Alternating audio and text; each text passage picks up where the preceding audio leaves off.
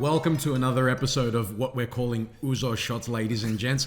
I am Tom Scholarikis, and with me as always is the great Nick Athanasiou. Welcome, mate. Hello, everyone. How are you, Tom? I'm going well, mate. What a day, mate. What a day, and what a day to be alive, because we've also got, aside from the actual story that we're here to talk about, we have two amazing guests with us who don't just love football globally. One of them has had a little bit to do with football in Australia. He is the voice of Australian football. I'm the only one alive from that generation. He's the only one left. Last man standing. So, without any further ado, the great Ange Paschalidis. Welcome. I'm loving being here because Locascio and I are playing wing backs. Is that how you set up? That's it. The two centre backs. Vicario, where are you, Vicario? You guys have got to do all the running. No, we're just playing feature the Ange ball. We're inverted fullbacks. That's right. We're actually going to take the spotlight from you guys. We're going to step in the way. Please do. I'm all for that. We can just sit back, have a few extra drinks, and we're fine. But the Ouzo's going, well, look, you know the standout for me today What's that? was seeing a very humble, proud manager stand away from his players during the celebration. That's being very true. Very Very humble. respectful. And saying, you know what, boys, this is about you. Absolutely. It's not about me. Yeah. It's always been about them, Absolutely. not him. And that journo that called that banner headline "The Clown," who's got the last laugh now? 100%. I also really appreciated, I don't know if you saw the clip where he went up to all of the Manchester United players Individually. and he was consoling them, and you Yeah. could see that he was being really warm. I saw him go up to Casemiro and he whispered in his ear, he said, "Suck my fucking dick."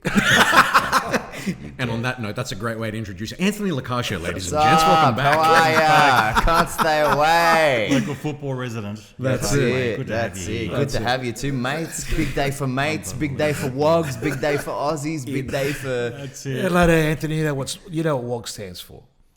um. Well organised Greeks. Hello. Yeah, there it is. I knew We're the all joke wogs. was coming. We're wogs. I love it. Well, what do you reckon? It should be a public holiday in Melbourne today, or all of Australia? What do you reckon? That's one Ange for Day? you. Marrickville first. Athens, Melbourne, you name it. Look, you know what he's done. Wherever he goes, first Aussie to do this, first Aussie to do this, first Aussie and of Greek background, Greek born. And a lot of people that I talk to, a lot of Anglos, they're like, oh, is he Greek? Is he... Mate, like me, born in Australia, proud of my heritage, always honouring my background. Yeah.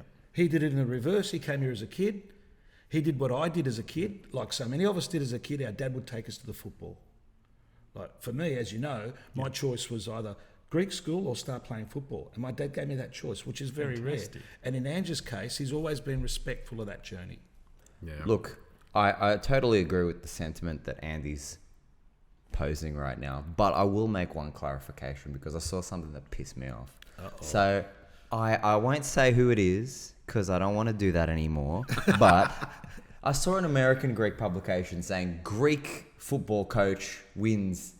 First Greek football coach. They left out the Aussie. Now, That's wrong. Now, the amount of Aussie pride that this guy shows in every single interview, every third word is mate. Yeah. Mate, You don't get to claim him Chicago, buddy. You don't get, he's not yours, he's ours, okay? Greek Australian, buddy. Back up. 100%. So, we're as proud as we are that he is, like you said before, Tom, he made a real distinct effort when the guy said you're going to be the first Aussie. He said I'm the first Greek born as well. Went He's to great lengths to do that. Obviously very proud. I think his mum lives in Greece now. I think his sister lives in Greece now. So it exudes from him. His But son's done the military service as well. there you go. There you go. I think just to set the scene here, for those of you who've been living under a rock for the last 12 hours, Tottenham Hotspur just beat Manchester United in the Europa Cup, which is the second level from the Second Champions League. 1-0. But still, it's a European trophy. Tottenham, when was the last time Tottenham won? 1984, they won a European That's championship. the last 41 European years. title, and then the last title of any League- kind that League they Cup. won was 2008. League Cup, which So was a it's- League Cup. It's the Carabao Cup. and you know what? It doesn't matter how they played, what system he had in place. They talk about how Mourinho used to park the bus. I'll tell you what, Mourinho, you've got to watch how Ange Postecoglou parked the bus today. And he did it very, very smartly and wisely. And there was a couple of times I thought on the counter-attack they might have got something out of it. But credit to Ange, he's copped a lot of flack, unnecessary flack. Yes, has. it And that's just has his whole been a career. shit Premier League campaign. But he made a decision months ago, Yeah. my focus is winning that trophy, getting that monkey off their back. Yeah. Judge me after it. And it's a good trophy. Does he to have. stay? Does he stay? Does he go? Yeah. Do other clubs want to approach him? Yeah. What about a payout, given he's got a long-term deal? These What are does it questions mean? What does that mean now? Okay, so he's taken the trophy. He delivered on his promise, and Yeah. boy, did he deliver on it. I mean, he was categorical in the Classic sense. Greek way of delivering. It was. I won't do it this week. I'll do it next week. Give me the second year, and I'll give it to you. He said from the very beginning, he goes, "My second year, I'll Yeah. deliver something." He has now. There's been this cloud over his head for the last, how long's it been now? Almost a year. What does it actually mean? Does he do the mic drop now and say, "I delivered, now I'm leaving"? Ask Anthony, if you're performing at the biggest theatres in the world, do you walk away from that biggest theatre and try another one, or do you keep going? I mean, yeah, I think the comparison is apt, but also different. No, we always got to leave him wanting more. But I think that Ange is in a tough spot now because they still might sack him. There's every possibility they might do that. But It won't happen this week. money will come to rebuild the squad now because they're in the 100% in the Champions League. League. So and not only will the money come to rebuild the squad, but now you're not going to have all of the top players' agents in their ears saying, "You need to get out of here. You're not in the Champions League. This club isn't big enough for you. We got to take Mickey van der Ven and Romero away." All of a sudden, these guys can stay. That's And then right. the money can be used to rebuild the squad. However, do Spurs, who are owned and run by a guy who is a bit of a fucking idiot, do they say, "Well, yes, we won the cup, but we need to build a sustainable league team. We need to have a team that can actually compete to make the Champions League by coming in the top four. Maybe we look elsewhere." Availability is quite thin. Who are they going to get in to replace him? Yeah. Good But then question. where does he go instead is the bigger question. There was something cryptic in the presser where he talks about how Tottenham have always got the top managers and then they got Ange. It's almost like he's saying, well, I wasn't your first choice, but you had to get me because you needed someone quickly 2 years ago. He's proven his point. He's done what he promised. Is he going to be solely judged on a premiership? Well, you may as well sack the Man United coach. You may as well sack the West Ham coach. You may as well sack the Tottenham coach, and so on and so forth. Anyone down that bottom rung, just above the relegation zone. I think he would probably want to stay to address the Premier League form this season. And the obvious thing for him is we're going into the Champions League with Tottenham as against Champions League with Celtic, where there's a greater chance of advancing beyond the group stage. That's what he'd be thinking. What happens now, though, if Tottenham's powers that be decide, you know what, see you later, we're sacking you? Well, What do you think obviously his market is a lot bigger than had they lost this morning. But I think he's in a precarious position if they do decide to sack him, which you never know. You never know. It would be very quote-unquote Spursy for them to do that. It would be very quote-unquote Spursy for them to keep him. It's just what they do. It's like anything too. Like if they lost this morning, Yeah. we wouldn't be doing this podcast. No. Oh, probably. Who knows? But look, if they No, do I'd sack be him, on the Portuguese one I'm talking about. My boy. okay. So if they do sack him for whatever reason, Yeah. what do you think his next step is? Where would he go? Just give us your. I know it hasn't happened. It's just your opinion. What do you think would be a smart move by Ange? Would he leave Europe? We heard there's No, the he Greek- can't now. He can't. Now there's a scope for him to actually illustrate that he is one of the best managers in the world, which Yeah, wow. I firmly believe that he is. If you look at his CV, to be able to go South Melbourne, A-League, international stage with Australia and win our very first Asian Cup, Yeah. Japan, Celtic, and now the Premier League. The guy can do it anywhere. He's got the Midas touch. He's got the Midas and touch. success comes quickly with Yes. him. Every It's not like second, some managers were given 4, 5, 6 years to perform and achieve. He seems to hit the ground running wherever he goes. It might take 12, 24 months, but he delivers. My gut feeling is that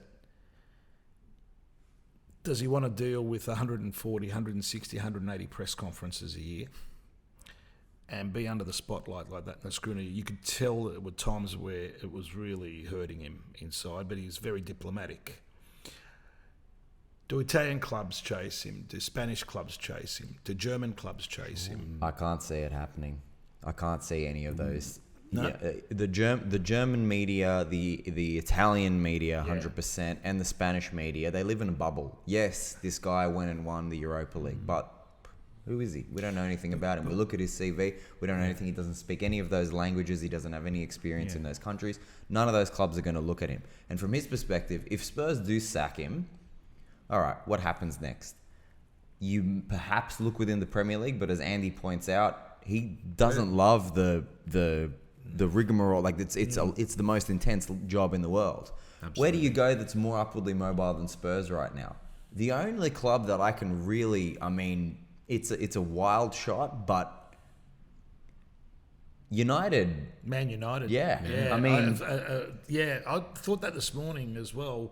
Do they keep the United coach, who's half decent, but he got it wrong today? He's been half decent previously, but I don't think he's shown anything since being at United that would indicate that he's worth it. Now, they'll probably keep him on because he signed a long-term contract. They haven't really given him any transfer windows to sign his kind of players. He's young. He's proven it before.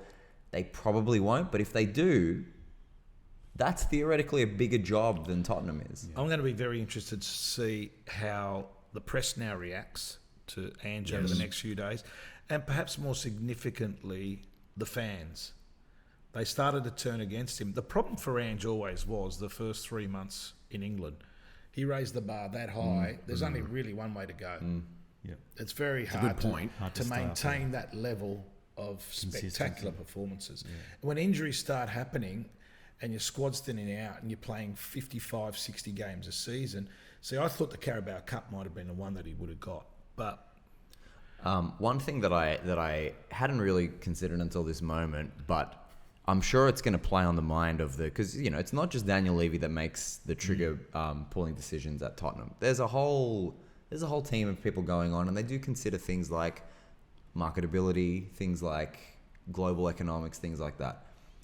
Ange's box office. The guy said in October, I win. And he did. Yes, he did. And did. now, like we were talking about before, Andy, before we got on, I think my whole feed today is Ange. It is. It really is. And it's not just because I live in a WOG echo chamber. Like it's a thing that happened. You do that. I do a little bit on purpose. I hide my people. No one touch me. Fox Sports gave coverage of the football. All over the place. Fox Sports. Since when? I've never seen Fox Sports give coverage of football ever. And the guy's talking about it like. The guy was talking about the dummy half. I'm like, you get to stay in your lane, buddy. You don't know what you're talking about. You know the buzz of this, right? It almost reminds me of what happened 21 years ago, about a kilometre up the road. Yes. When I was hosting 10,000 passionate Greek supporters when we lifted the impossible. It almost has that feel about it without the celebration of a mass. But what's good about it for me, and I'm a diehard West Ham fan. The first team I ever saw in 1971, and I've stuck true to them. But all of us that are non-Tottenham fans, we're actually fans of Ange, but we want Tottenham to do well. Yes, and they that's did. true. So we're actual Ange fans, and I became an Ange fan when I first met him in a South Melbourne Hellas dressing room. And what stood out to me, I was given a free license to do my thing.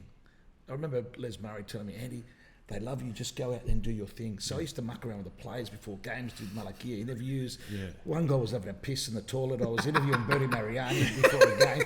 No one knew he was pissing while I was talking to him. All that sort of schmucky, stupid shit that people loved. Yeah. But whenever I was in a South Melbourne dressing room having fun with Tsalakis or Jurakovic or any of those guys, right, I used to see a gaze from Postecoglou. It was like, I know we need you to do your thing, but I don't really fucking want you in here when I'm trying to focus on a game here as captain of this team. I've never had that conversation with him. We've always done well. I did a really good interview with him after he won the Asian Cup. So there's always been that mutual respect. But then I step back and I look at it and I think he was that focused as a young man. He's mapped out his life on the way he wants to play, and then he wanted to evolve into managing. He sat next to Frank Garrick, then took over from Frank, obviously, and it kept going. So he's a visionary. Yeah. not just an incredible coach, but the greatest speech you'll ever hear was before that Asian Cup one, and that's been doing the social rounds today. And then the other flip side interview. The one that he did for Spurs after they beat Bodo Glimt was also was up there. That was magic. But this is exactly my point, Andy. Right? All of the Spurs won their first trophy for how knows how fucking long. Did you see the Micah Richards one post game with Roy Keane? Of course. Now, Micah Richards, but he makes a reference to Joe Hart, and Joe Hart, when he was managed by had him Ange, at Celtic. he pretty much said that you're the best manager I've had, and this Joe Hart has had some massive managers. Absolutely. So it just shows you that sort of domino effect, the impact that he has. And so this is the thing, right? All day today, it's Ange, history, blah, blah, blah, this, and this. Yeah. A little bit of Son Heung-min, a little bit of Spurs ended their drought, a little bit of James Maddison. Roy Keane made fun of him for the darts, and now he said, shove it up your ass to Roy Keane, and Roy Keane laughed. But the prevailing thing is Ange, which doesn't ordinarily happen when a team wins a tournament like this. No. Tottenham are going to know that and going to know that if we keep this guy around, like the entire world is galvanized around this person, especially Australia, especially Greek Australians. That's a great call. That's a massive point. Yeah. You know why? Because when you think of these big games, it's always about that star player, that man of the match that we'd be talking about. I can't think of a man of the match. We don't give a fuck The man what of the happened in the match, who game. cares? We don't give a fuck. The man of the match was on the worst goal bench. I've ever seen in my life to win a Was it an tournament. own goal? I was going to was say, an own I reckon goal, it was an nearly. OG. I reckon it was It could have been an OG. You know, if you were Absolutely. if you were Brennan Johnson, you'd have to say that it was. You'd say it was an OG because It was you that didn't do anything, buddy. You know what I mean? It's embarrassing. You know what I a did? goal. Straight after the game, I was trying to find Manny Anazakis' number, and for whatever reason, it's not in my phone anymore. And I thought, I'll leave Chris Nico alone, the former chairman of Football Australia. They went to uni, and Manny was at South Melbourne when his dad was president and whatnot. So I look up and I go, Mile Jedinak, he'll love this. So I sent him a little note saying, congratulations, the doubters are out the door. Congratulations to you and the backroom staff that we don't really see much of, and the work that you do with Ange behind the scenes. And then I started taking screenshots off the TV, cutting them up, and there's a great one of Jedinak and him celebrating. So I'm emailing him all this stuff, and I get a message back. Thanks. I thought, in amongst a million things that you've got to do right now, but I'm just inspired by Ange. I think, 100%. you know, if Ange quit football management, he'd be, as a public speaker, he could retire on that alone. I always thought, could he coach a rugby league team? What do you think about that? Well, Another I know. sport. I can tell Like you. He'd be more AFL. He loves footy. Yeah. He's But been just the involved in a the few best footy out, he gets the best out of the players. He's a great man manager. I can tell And you he's that a rugby great league tactician coaches, as well. rugby league coaches have met with him before to sort of get inside Correct. under the hood. I know firsthand that they met with him and actually tried to get a lot out of him. But just to sort of start wrapping this up, well, let's talk quickly about the longest of long shots in this scenario.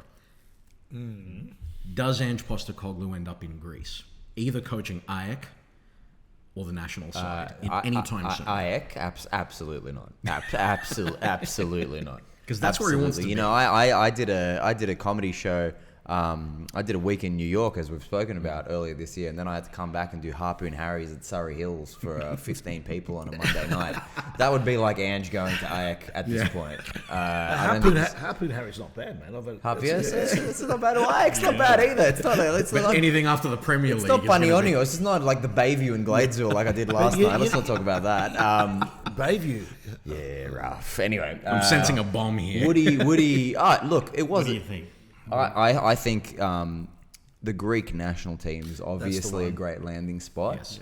However, they have absolutely no reason to dispense with the coach that they have right now. That's true. And they're doing well. They're doing well. They've got possibly the best crop of players that Greece has ever had coming through and already at that top level. They're about 2-3 years away. They're still young, 17. Some of them, 18-year-old yes, kids. but some of them now are in their mid-20s and they're top class. Yeah. So I don't think so. As for his potential landing spot, if he leaves Spurs, it's tough. I don't know where he goes. I You think Andy? I think eventually I think he'll live and settle in Greece. Yeah, he said that. I think he wants to will. retire there. And if that was the case, and he's finished his managerial run in the next 5 or 10 years, I think the value add for anyone, if I was at the Greek FA, is just to bring him in as a consultant advisor to all the national coaches from the young levels all the way to the senior levels. And that would be a part-time thing that he'd still have that involvement in football. He'll still be able to go to Mykonos and Santorini and have a nice holiday. I don't think he's going to want to do that though. He's not I don't get the sense that he wants to do that yet. Too much He's of possessed. I think he'll do the flip. 5 years He'll away. do that. He might come in 5-10. for 20 days and go, yeah, I'll relax. And no, I'm not going to relax. There's But no we'll know relaxing. we'll know that he's long for Greece when he starts, instead of at the end of the press conferences, instead of going, oh, it's just who we are, mate. When he starts, instead of doing that, when he starts going, "Akure file,"